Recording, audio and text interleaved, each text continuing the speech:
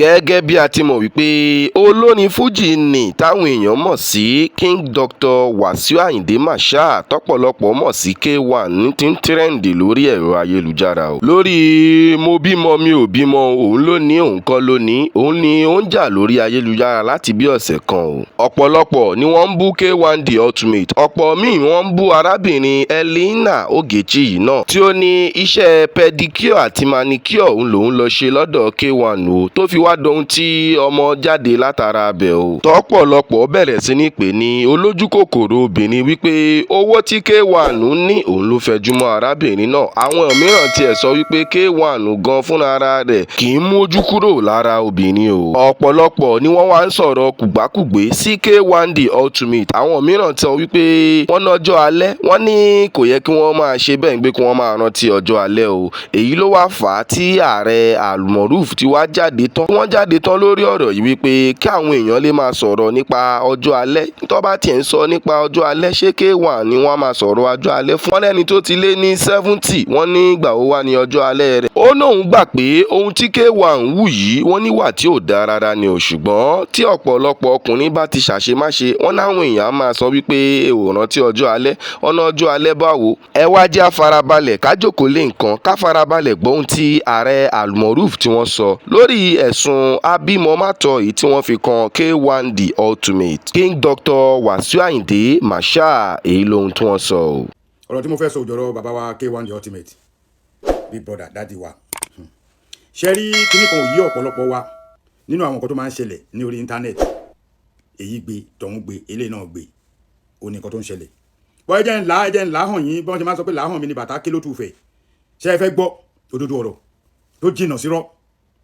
A lot of people lay against ọ̀rọ̀ mi, but I will tell you my own story lórí kíní. Kí ló dé tó jẹ́ pé àwọn obìnrin gangan fúnra wọn máa ń wá star kiri. Star tẹ́ bá wá rí ẹ ti gbàgbé pé star kan fẹ́ bá yín sòkò fi ilẹ̀ kó lọ ni. Most especially kíní yẹn ń ṣẹlẹ̀ káàkiri ọ̀pọ̀lọpọ̀ àwọn ọkùnrin tó wà lóyìnbó tó máa lọ́lé tó máa bá obìnrin sùn tó bá ti di pé obìnrin yẹn wọ́n padà wọ́n láwọn lóyún. Fọ́ọ̀tì yẹn ò sí lọ́wọ́ ẹnì kankan o bíi fọ́ọ̀tì ẹni tó jẹ búrẹ́dì tọ̀rátọ̀rá níjọ́ mi ẹ máa dọ̀rá borí. Ẹ wá níbi tí mò ń lọ gangan ṣe ní gbogbo àwọn èèyàn tó máa ń sọ̀rọ̀ pé kíní kan tó ń bú K1 The Ultimate pé kíní kan ó ṣe gbá kan kí ló dé tá a fi káàrú dáadáa fọ́ọ̀tì ta lẹni tó wá fún ẹ ní one night stand. Olórin lè wà ní patí kó lóbìnrin tó like nígbà tó jẹ́ pé tóbìnrin tó lórí bá ti ń kọrin táàmì ẹ lẹ máa jù di wèrè sí wọn wọn wá ṣẹ́jú sí wọn wá ṣẹ́jú sí kan nu kéésì ọmọ tẹ́ rí yẹn o gbọ́dọ̀ lọ lẹ́yìn yẹn ẹlòmíì báyìí ẹ̀yìn stage náà ti fún ní dọ́gì. Ok ọmọ yẹn fún ọmọ yẹn ní nọ́mbà mi ní kó wá pàdé mi ní Houston Hotel lọ́la ní sososo time. Àwọn obìnrin ò ní kọ̀ kó jẹ́ ìyàwó lé o kó jẹ́ ìyàwó lé o. Star tí Wasiu Ayinde jẹ́ yẹn lásán á tẹ̀lé wọn. Star tí Wasiu Alabi jẹ́ lásán á tẹ̀lé wọn á wá bẹ́ẹ̀. Star tí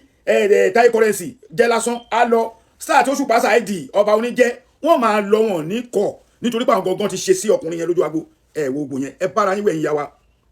Mi ti obìnrin tó sọ̀rọ̀ straight but wọ́n support obìnrin yẹn torí pé ó bí ọmọ. Okay ọmọ tẹ́ ń sọ yìí sọmọ 5 years ni àbọ̀mọ 6 years ọmọ 20 years. Ẹ wá wí tán ọ̀pọ̀lọpọ̀ yín sọ ọjọ́ ọ̀la wo lẹ máa ń rò ẹ mọ̀ pé tẹ́ bá ń sọ̀rọ̀ ọjọ́ ọ̀la ẹ máa sọ̀rọ̀ ọjọ́ ọ̀la yẹn fún tálíkà. The only thing tó lè gbé ọjọ́ ọ̀la wọn ni pé kán síkì ìyẹn ni ojú máa ń ti owó. Ẹ wájú ọ̀rọ̀ mi dáadáa tójú bá ti owó ó ní pé kéèyàn síkì kó má rí owó tọ́jú ẹ̀ ó ti kọjá àdúrà àwọn K1 mi support K1 o. Ẹ má máa ro ẹ̀ ń sọ̀rọ̀ ọjọ́ ọ̀la fẹ́ni tó lọ sí 70 ṣé àròrí pẹ̀lú ọ̀rọ̀ tá à ń sọ yìí. Ọjọ́ ọ̀la fẹ́ni tí ò ń ṣọmọ 40 years tí ò ń ṣọmọ 50 years ẹni tó ń lọ pé 70 ẹjọ́ sọ́jọ́ àárọ̀ ló wà ní going to 70 torí kí nìyẹn ò yé mi. Tọkùnrin bá ti ṣàṣe má ṣe báyìí next ọjọ́ ọ̀la ẹjọ́ ọjọ́ ọ̀la pẹ̀lú adúrú ọmọ tí K1 ti bí ṣé ń ṣeré ni ọjọ́ ọ̀la pẹ̀lú adúrú ọmọ tí K1 ti bí ó ṣe jẹ́ pé ìsìn ni màmá ẹ̀ yọjú tó bá tẹ̀ tíjọ́ ó ti fi lọ K1 tẹ́lẹ̀ kí ló dé tó yẹ pé ìsìn ló yọjú. Ọ̀rọ̀ man support man kọ́ lélẹ́yìí o I'm not supporting K1 because ibi tí K1 ti ní blame ni pé kí bàbá yìí náà máa bóbìnrin sùn láì dọ̀ra borí. Bọ̀ kíní kò yí ọ̀pọ̀lọpọ̀ gbogbo àwọn olórí iná ti ṣiṣẹ́ sára wọn ò ní kó àrùn.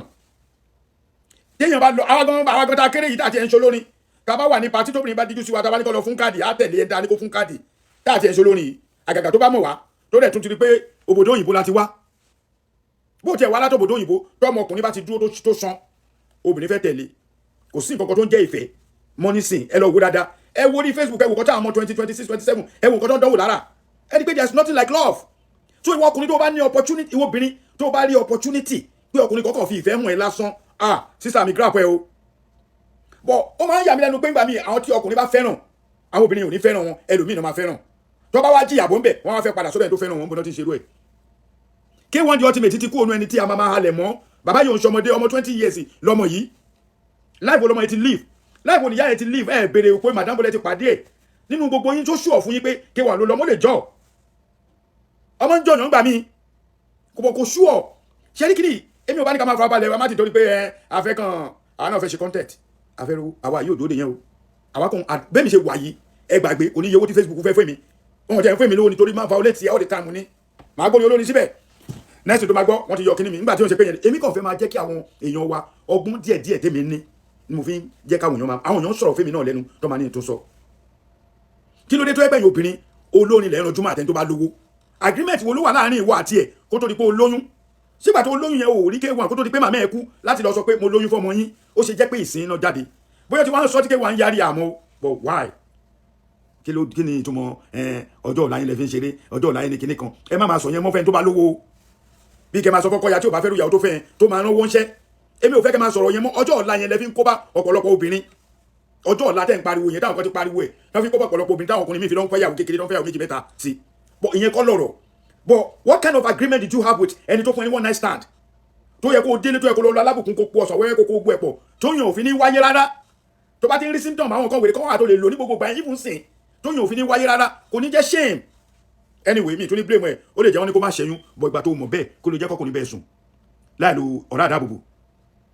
ẹ̀yin boys àtẹ̀yin woman àtẹ̀yin guest ẹ̀ wá ń gbòòrò ẹ̀yin ní kẹ́ ṣọ́ ara yín ẹ̀yin ní kẹ́ ṣọ́ ara yín kó ṣe gbogbo ọkùnrin tó bá ń bá yín sùn náà lè máa tẹ́ẹ̀dì ilẹ̀ fún ìgbàrà lè máa jẹ́ kó dá sí fún yín ọmọ kan sì ó wà lórí Facebook tí mo rí ó lóun ti fún over 20 something person ní HIV ààrò yẹn o àmọ́ tó wá sí òtí ẹ̀jí sòrò bọ́kùnrin ṣe ń lo obìnrin wàá gbọ́ mo ti lò ó bẹ́ẹ̀ lóbìnrin náà ń lo ọkùnrin ẹ máa rí you can check my phone tó bá ti ń di you can check my phone láàrin ìwà àtìyàwó ẹ ọmọ bá gbàgbé mo fi kún ni àwọn ọkùnrin gangan mo bá sọ̀rọ̀ ẹ wake up gan ọ̀pọ̀lọpọ̀ àwọn ọmọ tó wà ń tà ń sìn wọn ò déédéé nìkan wọ́n máa láwọn ní 2 million lákàntì boyfriend wọn ní 100,000 lákàntì à ń wò tá à ń rí ríṣiríṣi tí òun ṣe pé bóyá content tó yẹ pé confam ni so ẹ má máa rọ̀rọ̀ ọjọ́ alẹ́ fẹ́ni tó bá lówó lọ́wọ́ kò work ẹ lè wá bí kẹ́ bú mi ẹni kẹ́ pàdé yín mọ́ tó bá pè yín tó bá bá yín sọ ẹni kan lo rọ́bà tó bá ti lo rọ́bà ẹ lọ irú nǹkan tá à ń sọ yín sí ó lè jẹ́ kọ́ bọ̀ K1 ò fún un bọ́ bàbá ẹ jẹ́ ìṣòtọ́ fún yín ó ní tẹ́ ẹ kọ́ ó ní ìtumọ̀ o ó yá àwọn tó yé bọ́ bàbá ẹni tó bá ti jẹ́ ọmọ èèyàn yóò rí jẹ́ tiẹ̀ o èmi ò ní parọ́ fún yín tó bá lè DNA test is around K1 èló lẹ fẹ́ fi ṣe DNA test ọ̀rọ̀ tó bá lóyún tó sàrà ni number 1 nínú yẹn mi láìkẹ́ rárá torí ẹ ti wọ́ ọmọ yẹn kò síbi tọ́mọ yẹn lè tó lé ní wọ́n ti mọ̀ pé ó ní ọmọ yẹn lè ń báwí kò yẹ kó rí bẹ́ẹ̀ o K1 àbúrò yìí làwa jẹ́ o àmọ́ gbà mí àbúrò lè correct ẹ̀gbọ́n ẹ o tó ti yé bàbá làwa náà so ẹ̀yin yẹn má máa sọ fún ẹ má máa sọ wípé ọjọ́ ọ̀la fẹ́ni tó lọ 70 sọ́jọ́ àárọ̀ ló wá wà ní abẹ́ ìmọ̀gbà tọ́jọ́ ọ̀la gan bẹ̀rẹ̀ ni tó ti kọjá 20 40 30 40 50 ẹ wá ń sọjọ́ ọ̀la ọlọ́run ní bàjẹ́ o kò ní bàjẹ́. ọ̀rọ̀ la gbọ́ lẹ́nu ààrẹ almoruf tí wọ́n sọ kalẹ̀ yìí o lórí ọ̀rọ̀ abímọmátọ èyí tí wọ́n fi kan K1 The Ultimate lórí àwọn tí wọ́n wá ń sọ wípé ọjọ́ ọ̀la ò ṣọjọ́ ọ̀la wọ́n ní ṣé K1 tó ti lé ní 70 òun ni wọ́n fẹ́ máa sọ̀rọ̀ ọjọ́ ọ̀la fún wọ́n ní kí wọ́n kúrò nídìí ìgbẹ́ o wọ́n ní kí wọ́n kúrò nídìí àpọ̀n wọ́n ní kó gbomi lákanná ọ̀rọ̀ wá délẹ̀ báyìí ẹ̀yin ará ilé kílẹ̀ yín náà wá rò sí gbogbo ohun tẹ́ ẹ bá rò pátá lórí ọ̀rọ̀ tí ààrẹ almoruf tí wọ́n sọ kalẹ̀ yìí ẹ bá wa fi sí abala ìrísí ẹ wá máa bá wa subscribe sórí YouTube channel ẹ wá yìí ẹ máa bá wa share ẹ like ẹ kẹ́ ẹ dẹ̀ máa comment ìkànnì Kingfax Gist TV òun lẹ wà yìí.